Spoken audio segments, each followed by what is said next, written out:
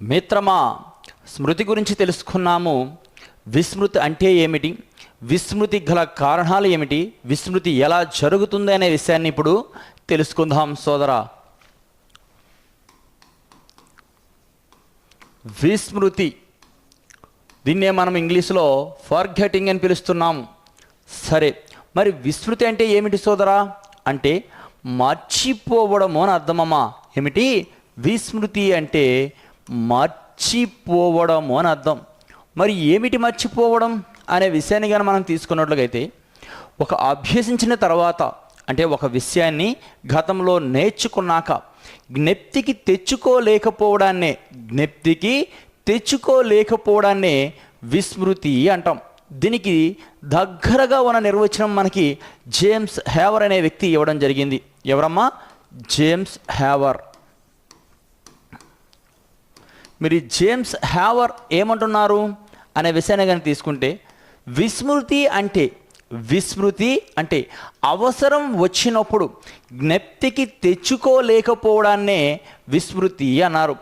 అవసరం వచ్చినప్పుడు జ్ఞప్తికి తెచ్చుకోలేకపోవడాన్నే విస్మృతి అన్నది ఎవరయ్య అంటే జేమ్స్ హ్యావర్ అనే విషయాన్ని గుర్తుపెట్టుకోవాలి సోదరా. కనుక అవసరం వచ్చేటప్పుడు మనకి గుర్తొస్తుందా లేదనేది ఇంపార్టెంట్.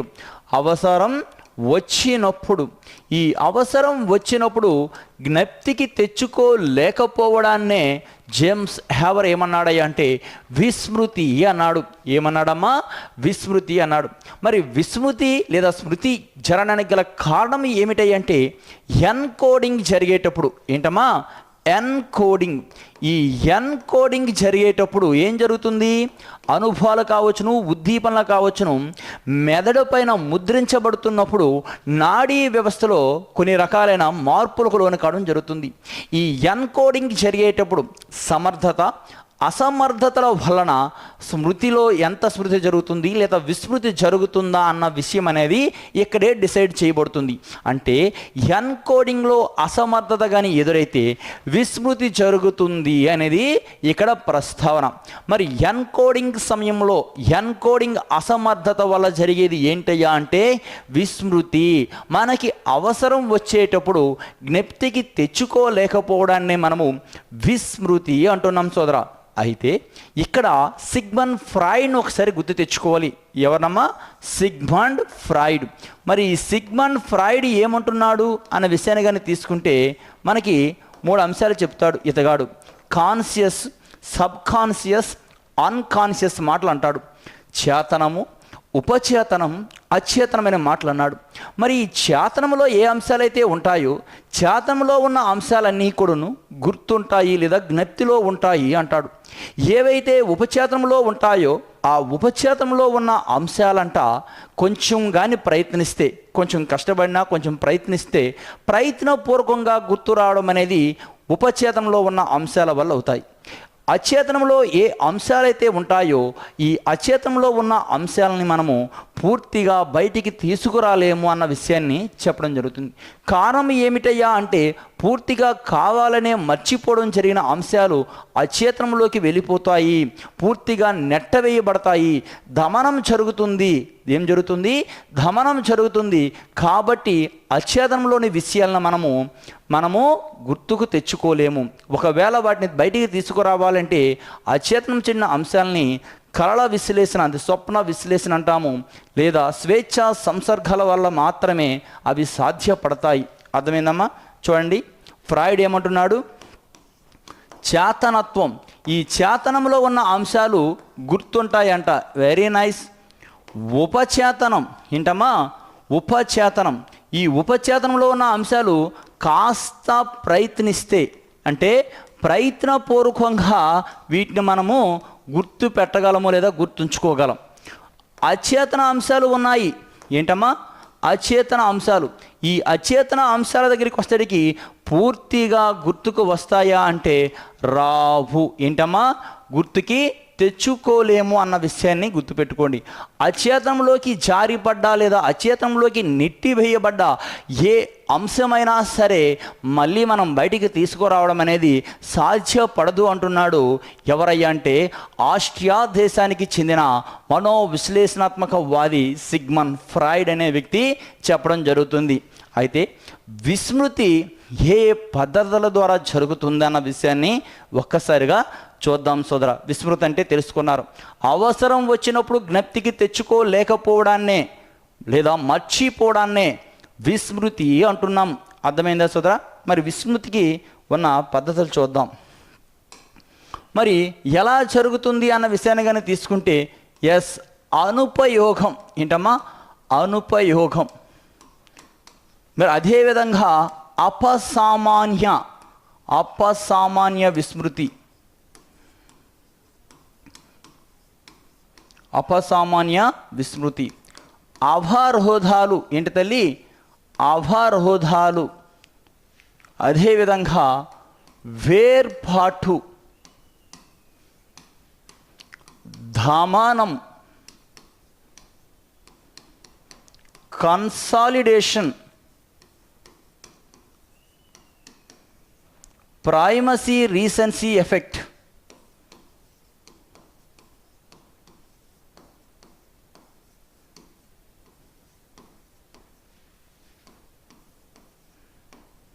ఇలా మనకి విస్మృతి గల కారణాలు ఉన్నాయి. అనుపయోగం చెందడం వల్ల అయినా మనకు విస్మృతి జరుగుతుంది, అపసామాన్య విస్మృతుల వల్ల అయినా సరే మనకి విస్మృతి కలుగుతుంది, అవరోధాల వల్ల అయినా సరే మనకి విస్మృతి జరుగుతుంది, వేర్పాటు, ధమనాలు, కన్సాలిడేషన్లు మరియు ప్రైమసీ రీసెన్సీ ఎఫెక్టుల వల్ల కూడా మనకి విస్మృతి అనేది సంభవిస్తుంది అంటున్నారు. మరి ఒక్కొక్క దాని గురించి మనము పూర్తి వివరణ తెలుసుకుందాం సోదర. అనుపయోగం గురించి చూద్దాం. మొదటిగా ఏంటమ్మా? అనుపయోగం. అనుపయోగం అంటే ఎందులోనే ఉంది, అను ప్లస్ ఉపయోగం. చూడండి అమ్మా, అనుపయోగం అంటే డిస్యూజ్. ఏంటమ్మా? డిస్యూజ్ అంటే మళ్ళీ ఉపయోగించకపోవడము అని అర్థం తింది. అనుపయోగం అంటే మళ్ళీ ఉపయోగించుకోకపోవడం. అనుపయోగం మళ్ళీ ఉపయోగించుకోకపోవడం, డిస్యూజ్. మరి మళ్ళీ ఉపయోగించకపోతే ఏం జరుగుతుంది? ఒకసారి నేర్చుకున్న అభ్యాసంలోని అంశాలని మళ్ళీ నువ్వు ఉపయోగించకపోవడం వలన ఏం జరుగుతుంది అంటే స్మృతి చిహ్నాలు అనేవి క్రమేణా మాయమైపోతున్నాయి. ఏమవుతున్నాయి సోదరా? క్రమేణా మాయమైపోతున్నాయి స్మృతి చిహ్నాలు. స్మృతి చిహ్నాలు ఏమవుతున్నాయి? క్రమేణా మాయం అవుతున్నాయి. మరి క్రమేణా స్మృతి చిహ్నాలు అనేవి మాయమైతే నీకు విస్మృతి సంభవించక స్మృతి సంభవిస్తుందా సోదర? లేదు కదా. కాబట్టి నీకు అనుపయోగం అంటే ఏంటి? మళ్ళీ నేర్చుకున్న అంశాలు మళ్ళీ ఉపయోగించకపోవడం. అంటే నేర్చుకున్న అంశాలు మళ్ళీ ఉపయోగించకపోవడం వలన ఏం జరుగుతుంది అంటే స్మృతి చిహ్నాలు అనేవి క్రమేణా మాయమైపోతున్నాయి. అందువలన మనకి కావలసినప్పుడు లేదా అవసరం వచ్చినప్పుడు ఆ విషయాల జ్ఞప్తిలోకి రావడం లేదు సోదర. మరి ఈ అంశాలు చలన కౌశలాలకి చెందుతాదా అంటే చెందదు. ఇప్పుడు ఈత కొట్టడం కావచ్చును, టైపింగ్ చేయడం కావచ్చును, అవునా కాదా? సైక్లింగ్ కావచ్చును. ఈ సైక్లింగు, ఈత కొట్టడము, టైపింగు ఇటువంటి చలన కౌశలాలకి అనుపయోగం అనేది ఆపాదించలేం సోదర. ఆపాదించడము సాధ్యపడదు. ఈత ఒకసారి నేర్చుకున్నా, టైపింగ్ ఒకసారి నేర్చుకున్నా సరే ఏమవుతుంది అంటే అనుపయోగం జరిగినప్పుడు అంటే ఉపయోగించకపోయినప్పుడు పూర్తిగా ఇవి నాశనము కావు సోదర. అర్థమవుతుందా? ఇదైతే ఇక్కడ ఆపాదించడము సరికాదు. సో ఈత, టైపింగు వంటి చలన కౌశలాలని అనుపయోగం జరగదు అనే విషయాన్ని గుర్తు పెట్టుకోండి. ఓకేనమ్మా? ఎస్. ఇక నెక్స్ట్ అంశం ఏంటంటే అపసామాన్య విస్మృతి. ఏంటమ్మా? అపసామాన్య విస్మృతి. మరి అపసామాన్య విస్మృతి ఎలా సంభవిస్తుంది? ఇక్కడ అపసామాన్య విస్మృతిలో రెండు అంశాలు ఉంటాయి. ఎప్పుడైతే శారీరకంగా, మానసికంగా అగాధాలు సంభవిస్తాయో, ఒక వ్యక్తికి శారీరకంగా కావచ్చు, మానసికంగా కావచ్చును, ఎప్పుడైతే అగాధానికి లోనైనాడో అంటే పెద్ద పెద్ద దెబ్బలకు లోనైనాడో అప్పుడు అపసామాన్య స్మృతి ఏర్పాటవుతుంది. ఇందులో రెండు అంశాలు మనం చెప్పుకోవాలి. మొదటిది ఏంటంటే అమ్నీషియా. ఏంటమ్మా? అమ్నీషియా. రెండోది ఫ్యూడ్. రెండో అంశం ఏంటమ్మా? ఫ్యూడ్. ఈ రెండు అంశాల గురించి మనం తెలుసుకోవాలి. అమ్నీషియా అంటే ఏమిటి, ఫ్యూడ్ అంటే ఏమిటి తెలుసుకుందాం. మనకి శరీరానికి, శారీరకంగా చూడండి, శరీరానికి అంటే తలకి ఎక్కడైనా సరే బలమైన ఒక దెబ్బ తగిలింది అనుకోండి. ఈ దెబ్బ తగిలేటప్పుడు తన గతాన్ని పూర్తిగా మర్చిపోవడం, స్మృతి నాశనం జరగడాన్ని అమ్నీషియాని ఏమంటామంటే స్మృతి నాశనము అని పిలుస్తాము. ఏమని పిలుస్తామమ్మా? స్మృతి నాశనము అని పిలుస్తాము. స్మృతి నాశనం అని పిలుస్తాం. ఎందుకు స్మృతి నాశనం జరుగుతుంది? తలకి బలమైన దెబ్బలు తగిలినప్పుడు లేదా ఆఘాతాలు సంభవించినప్పుడు మన యొక్క గతాన్ని పూర్తిగా మర్చిపోవడం జరుగుతుంది. గతాన్ని పూర్తిగా మర్చిపోవడం. చూడండమ్మా, అమ్నీషియాలో జరిగే ఏకైక లక్షణం ఏంటంటే గతాన్ని పూర్తిగా మర్చిపోవడం. గతాన్ని మర్చిపోవడమే అమ్నీషియా. సో గతం అనేది క్రమేణా దెబ్బ తగిలిన దగ్గర నుంచి కొద్ది రోజుల్లోనే తన యొక్క గతాన్ని మొత్తం, గత జీవితాన్ని మొత్తం కూడాను స్మృతి నాశనం వల్ల మర్చిపోతాడు. ఈ స్థాయినే మనము అమ్నీషియా అంటాము. ఏమంటామమ్మా? అమ్నీషియా. బట్ కొన్ని పరిస్థితుల్లో ఏం జరుగుతుందయ్యా అంటే ఆఘాతాలు జరిగిన తర్వాత గత జీవితాన్ని మర్చిపోతారు. కాకపోతే గత జీవితాన్ని మర్చిపోయినప్పుడు కొత్త జీవితాన్ని ప్రారంభించడం మారుతుంది. క్రొత్త జీవితాన్ని ప్రారంభిస్తారు. కొత్త జీవితం అనేది ప్రారంభించడం మారుతుంది. చూడండి సోదరా, గతాన్ని పూర్తిగా మర్చిపోయాడు స్మృతి నాశనం వలన, దాన్ని అమ్నీషియా అన్నాం. మరి ఫ్యూడ్ ఏంటి? గత జీవితాన్ని మర్చిపోయాడు. కొన్ని సమయాల్లో గత జీవితాన్ని మర్చిపోయినప్పుడు కొత్త జీవితం, అప్పటి నుంచి తన కొత్త వ్యక్తులతో ఏదైతే ఉందో మళ్ళీ జీవితాన్ని ప్రారంభించడం మొదలవుతుంది. మళ్ళీ జీవితాన్ని ప్రారంభిస్తాడు. అంటే గతాన్ని మర్చిపోయినప్పుడు కొత్త జీవితాన్ని ప్రారంభిస్తాడు. అది ఫ్యూడ్ స్టేజ్. అయితే ఇక్కడ ఒక చిన్న మెలికొంది. ఏంటి అంటే తనకి ఎటువంటి గాయము లేదా ఆఘాతం వల్ల తను గత జీవితాన్ని మర్చిపోయాడో మళ్ళీ అదే ఆఘాతము లేదా అదే దెబ్బ కానీ అదే స్థాయిలో కానీ తగిలితే ఏమవుతుంది? ఇప్పటి జీవితాన్ని వదిలిపెట్టి గతం మళ్ళీ గుర్తుకొస్తుంది. గతం అనేది మళ్ళీ గుర్తుకొస్తుంది. ఇది ఫ్యూడ్కున్న ప్రత్యేక లక్షణం. అర్థమైందమ్మా? స్మృతి నాశనం వల్ల గతాన్ని మర్చిపోవడం అమ్నీషియా అంటాం. గతాన్ని మర్చిపోయిన వ్యక్తి కొత్త జీవితాన్ని ప్రారంభించడాన్ని ఫ్యూడ్ అంటాం. అయితే ఫ్యూడ్లో ఏం జరుగుతుంది అంటే ఎటువంటి అఘాతాలు, ఎటువంటి దెబ్బలు తగలడం వలన లేదా ఆ ఎదురైన దెబ్బల వల్ల తన గతాన్ని మర్చిపోయాడో అలాంటి దెబ్బలు లేదా ఎదురు దెబ్బలు లేదా అఘాతాలు సంభవిస్తే మళ్ళీ గతం గుర్తు తెచ్చుకొని మళ్ళీ జీవితాన్ని ప్రారంభిస్తాడు. అంటే గతాన్ని మళ్ళీ తీసుకోవడం జరుగుతుంది. అది ఫ్యూడ్ యొక్క ప్రత్యేక లక్షణం. అర్థమైందా సోదరా? వీటి మీద చాలా సినిమాలు కూడా వచ్చాయి, మీరు కూడా చూసే ఉంటారు. దీన్ని మనము అపసామాన్య విస్మృతి అంటాము. ఏమంటాం తల్లి? అపసామాన్య విస్మృతిగా పిలుస్తున్నాం. ఓకేనా? ఎస్. ఇక నెక్స్ట్ అవరోధాలు. ఏంటమ్మా? అవరోధాలు. అవరోధము అంటే ఏంటి తల్లి? అవరోధము అంటే జోక్యమని. ఏంటమ్మా? అవరోధము అంటే జోక్యమని. మరి అవరోధాలు మనకి రెండు రకాలుగా సంభవిస్తాయి. ఒకటి, ముందుకెళ్ళేటప్పుడు ఒక రకమైన అవరోధాలు ఉంటాయి, వెనుకకు వచ్చేటప్పుడు మరొక రకమైన అవరోధాలు సంభవిస్తాయి. మరి అవి ఎలా సంభవిస్తున్నాయి అనే విషయాన్ని చూద్దాం సోదరా. ఎస్, ఏమంటున్నాను సోదరా? ఎస్, వీటిని మనం ఏమంటున్నామయ్య అంటే పురోగమన. ఏంటమ్మా? పురోగమన అవరోధం. ఏంటమ్మా? పురోగమన అవరోధం, తిరోగమన అవరోధం.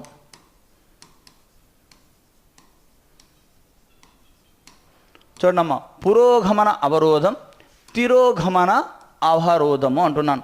ఇక్కడ మనకి ఏం తెలుసుకోవాలి అనే విషయాన్ని కనుక తీసుకుంటే పురోగమన అవరోధము, తిరోగమన అవరోధం అన్నాను. ఇక్కడ మనం తెలుసుకోవలసిన పురోగమనము అంటే అభివృద్ధి చెందడం, ముందుకు వెళ్ళడం అని అర్థం. అంటే ముందుకు వెళ్ళేటప్పుడు అవరోధాలు సంభవిస్తే దాన్ని పురోగమన అవరోధాలు అంటాం. అర్థమవుతుంది సోదరా? తిరోగమనము అంటే వెనకకు రావడము అని. మరి వెనకకి వచ్చేటప్పుడు అవరోధాలు అంటే జోక్యాలు కానీ సంభవిస్తే, వెనకకు వచ్చినప్పుడు అవరోధాలు సంభవిస్తే దాన్ని తిరోగమన అవరోధాలు అంటాం. అర్థమైందమ్మా? చూడండి, పురోగమన అవరోధం అంటే ఏమన్నామమ్మా? ముందుకు వెళ్ళేటప్పుడు జోక్యాలు కలగడం, ఎక్కడికమ్మా? ముందుకు వెళ్ళేటప్పుడు. అంటే అభ్యాసనంలోన ముందుకు వెళ్ళేటప్పుడు, ముందుకి వెళ్ళేటప్పుడు కానీ జోక్యాలు కానీ ఏర్పడితే అటువంటి జోక్యాల్ని పురోగమన అవరోధాలు అంటాం. మరి తిరోగమనం అంటే వెనకకు వచ్చేటప్పుడు అవరోధాలు కానీ సంభవిస్తే దాన్ని తిరోగమన అవరోధాలు అంటున్నాం. అంటే వెనుకకు వచ్చేటప్పుడు అవరోధాలు లేదా జోక్యాలు, వెనకకు వచ్చేటప్పుడు జోక్యం కానీ సంభవిస్తే లేదా అవరోధాలు అనేవి సంభవిస్తే వాటిని తిరోగమన అవరోధాలు అంటాం. సార్ ఇంకా మనం ముందుకు వెళ్దాం, ఓకేనా? ఎస్. ఏంటయ్యా అంటే చూడండి మిత్రమా, ఇక్కడ మనకి పాత అభ్యాసనాలు, కొత్త అభ్యాసనాలు, గత అభ్యాసనాలు, ప్రస్తుత అభ్యాసనాలు అనే మాటలు మీకు అటు నుంచి అటు కలుపుతూ ఉంటాడు. సో ఎటువంటి ఆందోళన వద్దు, చాలా స్పష్టంగా అర్థవంతంగా మీకు చెప్తాను. ఈ 5 నిమిషాల్లో మీకు మార్క్ అయితే పోయే అవకాశమే ఉండదు, ఓకేనమ్మా? ఎస్. ఇక్కడ ఏ అనేది ఒక అభ్యాసనం, బి అనేది మరొక అభ్యాసనం అనుకోండి, ఓకేనమ్మా? ఇది ముందు నేర్చుకున్నావు కాబట్టి ఈ అభ్యాసాన్ని పాత అభ్యాసనం అందాం, బిని తర్వాత నేర్చుకున్నాం కాబట్టి కొత్త అభ్యాసనం అందాం. అర్థమవుతుందా సోదరా? చూడండి, దీన్ని ఏమన్నాను? ఏని సోదరా పాత అభ్యాసనం అన్నాను, బిని ఏమన్నాను? కొత్త అభ్యాసనము అన్నాను. అవునా కాదా? లేదా దీన్ని ఏమనొచ్చును? గత అభ్యాసనం అనొచ్చా? ఎస్, గత అభ్యాసనము అన్నాను. ఓకేనా సోదరా? ఎస్. మరి క్రొత్త అభ్యాసనాన్ని ఏమనొచ్చును? ప్రస్తుత అభ్యాసనము అంటున్నాను. ఏమంటున్నామా? ప్రస్తుత అభ్యాసనం అంటున్నాను.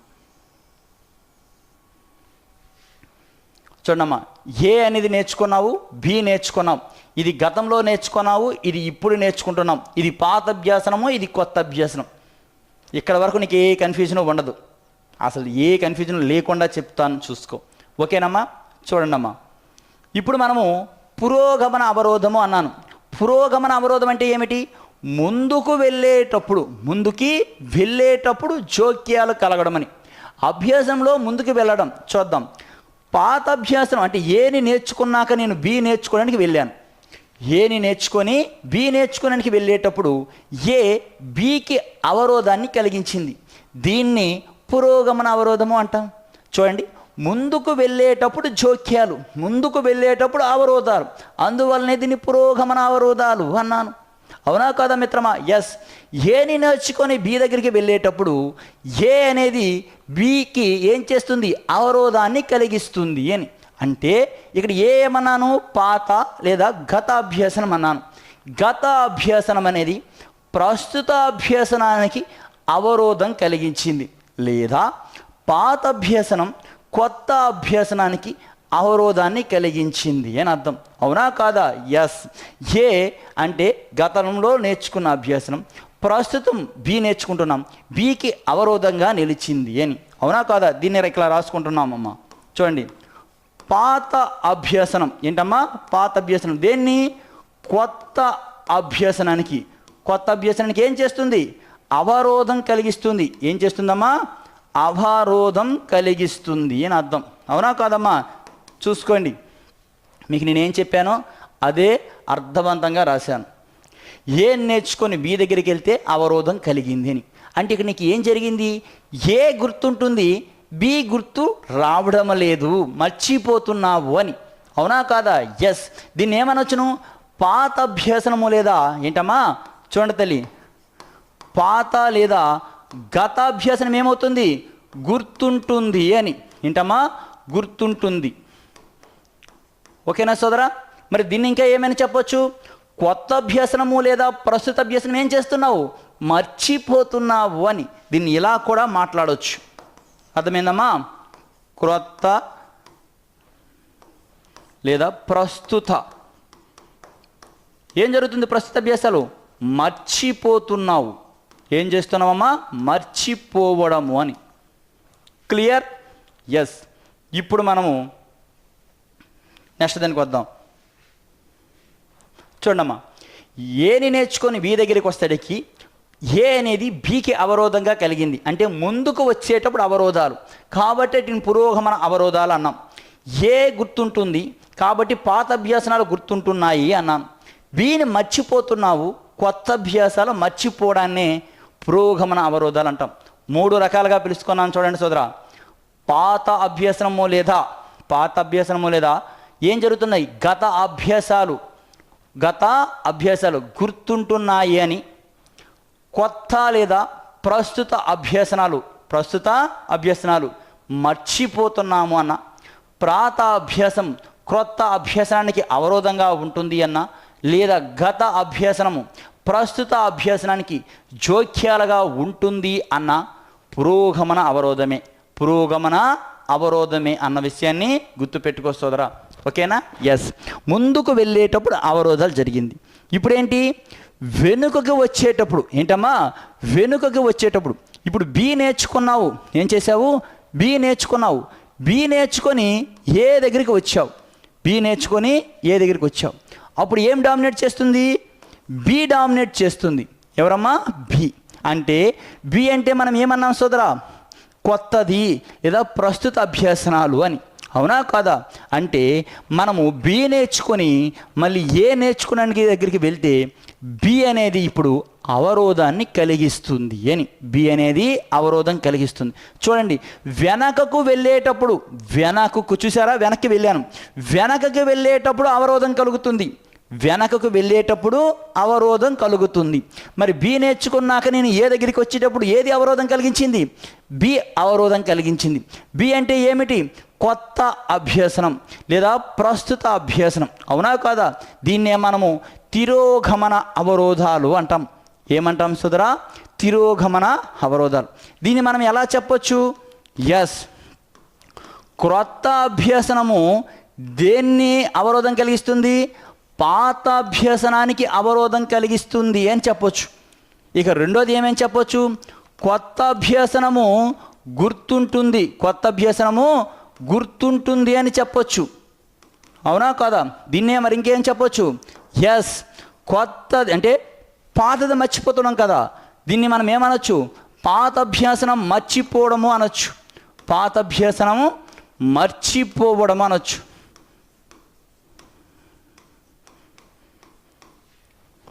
చూడండి సోదరా, అంటే మనము అర్థవంతంగా ఇప్పుడు నువ్వు కానీ విన్నట్లుగైతే మళ్ళీ మర్చిపోయే అవకాశమే లేదు.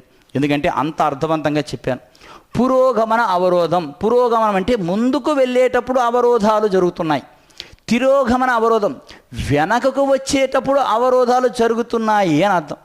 ఇక్కడ ఏం నేర్చుకున్నాను? బి నేర్చుకుందామని వచ్చాను. ఏ అనే అభ్యసనము బి దగ్గరికి వస్తేకి అవరోధం కలిగింది. అంటే పాత అభ్యసనం కొత్త అభ్యసనానికి అవరోధం కలిగించింది. దీన్ని పురోగమనం అన్నాం. ఇంకా దీన్ని ఎలా చెప్పాను? ఏ అంటే పాత అభ్యసనం గుర్తుంటుంది అని చెప్పాను. పాతది గుర్తుంటుందంటే ప్రస్తుత అభ్యసనం మర్చిపోతున్నావనే కదా, అదే చెప్పాను. ప్రస్తుత అభ్యసనము మర్చిపోతున్నావు అని. దీన్ని మనము పురోగమన అవరోధాలు అన్నాం. ఇప్పుడు తిరోగమనం దగ్గరికి వద్దాం. తిరోగమనం అంటే వెనకకు వచ్చేటప్పుడు అవరోధాలు అని. వెనక్కి వచ్చేటప్పుడు బీని కూడా నేర్చుకున్నాం. ఏం నేర్చుకున్నావు? బిని నేర్చుకున్నాం. బిని నేర్చుకున్నాక ఏని దగ్గరికి వచ్చావు అంటే ఏని గుర్తు తెచ్చుకోవడానికి. అప్పుడు ఏమవుతుంది? బి అనేది అవరోధంగా కలిగిస్తుంది. అంటే ప్రస్తుత అభ్యసనాలు ఏవైతే ఉన్నాయో అవి గత అభ్యసనాలకి అవరోధం కలిగిస్తున్నాయి అని చెప్పొచ్చు. అందుకోసమే క్రొత్త అభ్యసనము పాత అభ్యసనానికి అవరోధం కలిగించింది అన్నాను. మరి కలిగించిందంటే ఏమిటి? ప్రస్తుతం గుర్తుంటుంది అని. కాబట్టి కొత్త అభ్యసనం గుర్తుంటుంది అన్నాను. ఇక కొత్తది గుర్తుంటుందంటే పాతది ఏమైంది? గతము మర్చిపోయావని. అందుకోసమే పాత అభ్యసనాలు మర్చిపోవడం అన్నా కొత్త అభ్యసనాలు గుర్తుండడం అన్నా క్రొత్త అభ్యసనం అనేది పాత అభ్యసనానికి అవరోధం కలిగిస్తుంది అన్న తిరోగమన అవరోధాలు అని అర్థం. ఏంటమ్మా? తిరోగమన అవరోధాలు మీకు అర్థవంతంగా అర్థం చేసుకున్నారనుకుంటాను. ఎక్కువగా దీని మీద ప్రశ్న అడుగుతున్నాడు, జాగ్రత్త సోదరా. ఓకేనా? ఎస్. నెక్స్ట్ మనము దమనం దగ్గరికి వెళ్దాం. దేని దగ్గరికమ్మా? దమనం. మరి దమనం అంటే ఏంటి అంటే ప్రేరేపిత విస్మృతి అంటాం దీన్ని. ఏంటమ్మా? ప్రేరేపిత విస్మృతి అంటాం. ఎందుకు ప్రేరేపిత విస్మృతి అంటాము అంటే ఏమీ లేదు సోదరా, బాధాకరమైన అంశాలు. ఏంటి సోదరా? బాధాకరమైన అంశాలు, లేకపోతే ఇబ్బందికరమైన అంశాలు, అవమానంతో కూడుకున్న అంశాలు ఎవడైనా గుర్తు పెట్టుకోవాలనుకుంటాడా? ఈ ప్రపంచంలో ఎవడు బాధతో ఉన్న అంశాలు కానీ అవమానకర అంశాలు కానీ గుర్తు పెట్టుకోవాలని అనుకోడు. అందుకే ఏం చేస్తాడంటే కావాలని మర్చిపోవడం చేస్తాడు, కావాలని మర్చిపోతాడు. ఇలా కావాలని మర్చిపోవడాన్నే ప్రేరేపిత విస్మృతి లేదా దమనము అంటున్నాం. ప్రేరేపిత విస్మృతి లేదా దమనము అంటున్నాం. ఎందుకంటున్నాం అర్థమైందా సోదరా? ఎస్, అవమానకరమైన సంఘటనలు కావచ్చును, లేదా అవమానాలు కావచ్చును, బాధలు కావచ్చును, ఇటువంటి వాటిని నువ్వు కావాలని మర్చిపోవడాన్నే దమనము లేదా ప్రేరేపిత విస్మృతి అంటున్నాం. నిజానికి ఇవి ఎక్కడికి నెట్టివేయబడుతున్నావయ్యా అంటే, ఈ దమనం చేయబడ్డ అంశాలు ఎక్కడికి వెళ్తున్నాయ్యా అంటే అచేతనంలోకి నెట్టివేయబడుతున్నాయి అనే విషయాన్ని గుర్తుపెట్టుకో సోదరా. దేనిలోకి? అచేతనంలోకి.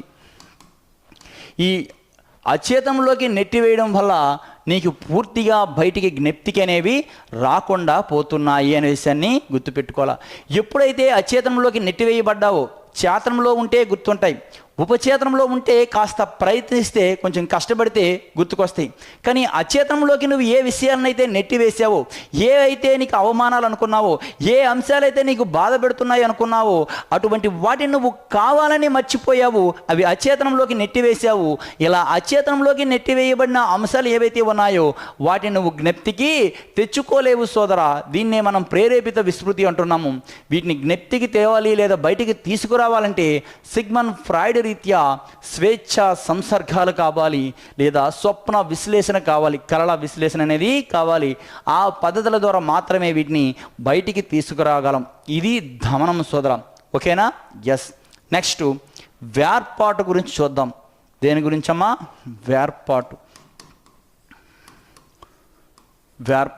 వేర్పాటునే ఏమంటామంటే పృథక్కరణము అంటాము. ఏంటమ్మా? పృథక్కరణము అంటాం. వేర్పాటునే పృథక్కరణము అంటాము. ఇంకా ఏమంటామంటే వాన్ రెస్టార్స్ ఎఫెక్ట్ అంటాం. Von Restorff effect.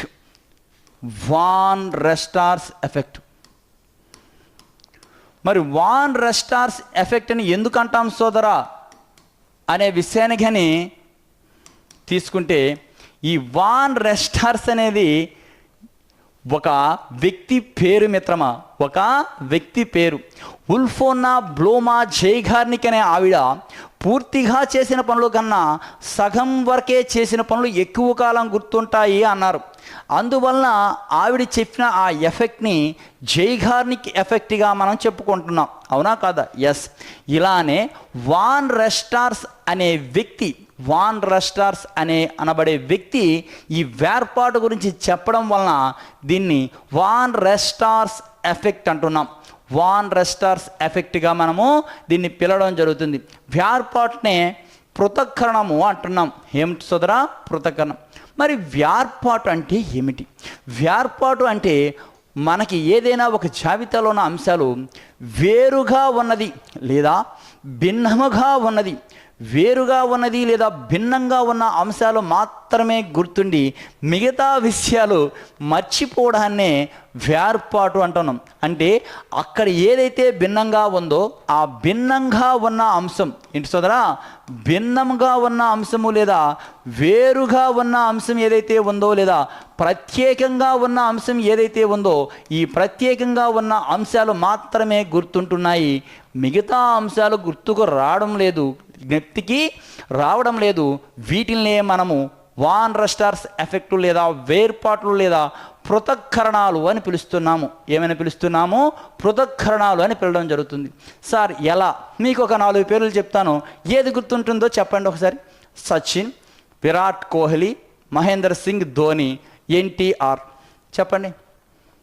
సో మీరు 3 క్రికెటర్లు ఒక సినిమా హీరోని పెట్టాను, మీకు ఎక్కువగా గుర్తుండేది ఏదయ్యా అంటే ఎన్టీఆర్ గుర్తుంటుంది. మిగతా 3 క్రికెటర్లో ఒకరిని కానీ ఇద్దరిని కానీ మర్చిపోయి ఉంటారు ఈ పాటికి. అవునా కాదా? కారణం ఏంటి?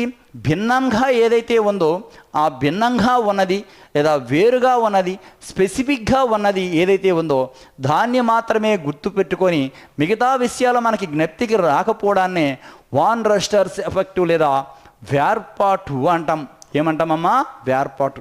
ఇదే వేర్పాటునే మనము ఎక్కడ ఉపయోగిస్తామయ్యా అంటే ప్రత్యేక అవసరాలు గల పిల్లల దగ్గర ఉపయోగిస్తాం. ఎందుకు ఇక్కడ చెప్తున్నానంటే రెండు మాటలు ఒకటే. వేర్పాటు వేర్పాటే అంటాము, పృథక్కరణమే అంటాం. సరే, ఏమిటి అయ్యా అంటే ప్రతిభావంతులు గల పిల్లలకి, ఎవరికి సోదరా? ప్రతిభావంతులు గల పిల్లలకి సామాన్య తరగతుల నుంచి లేదా సమ్మిళిత తరగతుల నుంచి ఏం చేయడం అయ్యా అంటే పాక్షికంగా లేదా పూర్తిగా వేరుపాటు చేసి విద్యా కార్యక్రమాలు అందించడాన్నే వేర్పాటు అంటారని మీరు పెడగాగిలో చదువుకుంటారు. అర్థమైందా సోదరా? ఒకసారి గుర్తు చేశాను. వేర్పాటు ఏంటి అక్కడ?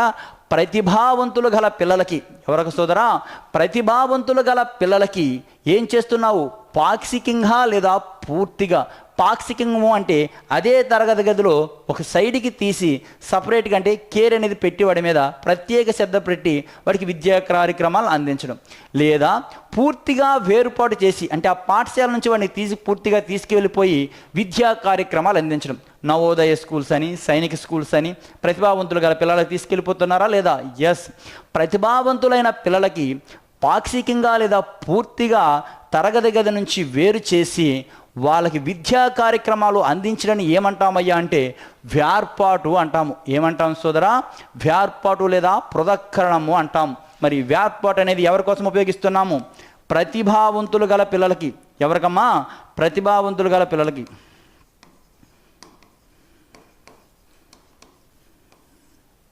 ఓకే సోదరా, అయితే మనకి దమనం గురించి చూసుకున్నాము, వేర్పాట్ల గురించి చూసుకున్నాం. ఇప్పుడు మనము కన్సాలిడేషన్ గురించి చూద్దాం సోదరా. దేని గురించి అమ్మా? కన్సాలిడేషన్. ఈ కన్సాలిడేషన్ని ప్రయోగపూర్వకంగా ఎవరు నిరూపించారయ్యా అంటాడు డంకన్. ఎవడు సోదరా? డంకన్. ఈ డంకన్ అనే వ్యక్తి కన్సాలిడేషన్ అనే దానికి ప్రయోగపూర్వకంగా నిరూపించడం జరిగింది. మరి కన్సాలిడేషన్ వల్ల విస్మృతి ఎలా జరుగుతుంది? ముందు కన్సాలిడేషన్ అంటే ఏమిటో తెలియాలి, అవునా కాదా? కన్సాలిడేషన్ అంటే ఏంటో లేదో సోదరా, నువ్వు నేర్చుకున్న సమయంలోన, అభ్యసిస్తున్న సమయంలోన తొలి నిమిషం ఏదైతే ఉందో తొలి నిమిషంలోన ఎక్కువ స్మృతి నిర్మాణం జరగడాన్నే కన్సాలిడేషను అంటాం. అర్థమవుతుందా సోదరా? చూడండి, నేర్చుకునేటప్పుడు లేదా అభ్యసిస్తున్న సమయంలోన తొలి నిమిషం ఏదైతే ఉందో ఈ తొలి నిమిషం అనేది ఎక్కువగా స్మృతి నిర్మాణం జరుగుతుంది. నేర్చుకునేటప్పుడు లేదా నేర్చుకుంటున్న తొలి రోజుల్లో మొదటి నిమిషం ఏంటి సోదరా? మొదటి నిమిషం స్మృతి నిర్మాణం ఎక్కువగా జరగడాన్నే కన్సాలిడేషను అంటారు. అంటే దీని అర్థం ఏంటి? తొలి నిమిషం మాత్రమే ఎక్కువ స్మృతి జరుగుతుంది అంటే మరి దాని ఎఫెక్ట్ మిగతా వాటి మీద పడుతుందనే కదా. అంటే మిగతా విషయాల మీద అంత జ్ఞప్తిలో మనం ఉంచుకోలేకపోతున్నాము అని. సో కన్సాలిడేషన్ వల్ల అంటే తొలి నిమిషం ఎక్కువ స్మృతి నిర్మాణం జరిగి తర్వాత అంశాల మీద దాని ఎఫెక్ట్ అనేది ఉంది కాబట్టి కన్సాలిడేషన్ అనేది విస్మృతికి ఒక కారణమవుతుందనే విషయాన్ని గుర్తుపెట్టుకో సోదరా. దీన్ని ప్రయోగపూర్వకంగా నిరూపించిన వ్యక్తి ఎవడయ్యా అంటే డంకన్. ఎవరమ్మా? డంకన్. ఇక నెక్స్ట్ ఏంటంటే ప్రైమసీ రీసెన్సీ ఎఫెక్ట్. ఏంటమ్మా? Primacy recency effect. మరి ప్రైమసీ రీసెన్సీ ఎఫెక్ట్ అంటే ఏమిటి చూద్దాం సోదరా. దీన్నే ఏమని పిలుస్తారా అంటే వరుసు క్రమ స్థాన ప్రభావము అంటారు. వరుసు క్రమ స్థాన ప్రభావం అని పిలుస్తాము. వరుసు క్రమ స్థాన ప్రభావం ఇప్పుడు ఎందుకు సంభవిస్తుంది అనే విషయానికి వస్తే, ఒక జాబితాలోన ఎక్కువ అంశాలు ఉన్నాయి. ఈ జాబితాలో ఉన్న అంశాలని వరుసగా కానీ మనం గుర్తుపెట్టుకోవాలి అంటే తొలి అంశాలైనా గుర్తుంటాయి, లేకపోతే చివరి అంశాలైనా గుర్తుంటాయి, అవునా కాదా? ఎస్. ఒక జాబితాలో ఒక 20-30 అంశాలు ఉన్నాయనుకోండి. ఈ 20-30 అంశాలు మనల్ని లేకపోతే అమ్మ బజారుకి వెళ్ళి తీసుకురమ్మందన్నప్పుడు బాగా గుర్తుపెట్టుకుంటే మొదటివైనా గుర్తుంటాయి, లేదా చివరివైనా గుర్తుంటాయి. మళ్ళీ మార్కెట్కి వెళ్ళి ఇంటికి ఫోన్ చేస్తావు, అమ్మ ఏం చెప్పావు అని, అవునా కాదా? ఒక జాబితాలో అంశాలు వరుస క్రమంలో గుర్తుపెట్టుకోవాలి అనుకునేటప్పుడు ఈ ప్రైమసీ రీసెన్సీ ఎఫెక్ట్లు అనేవి సంభవిస్తాయి.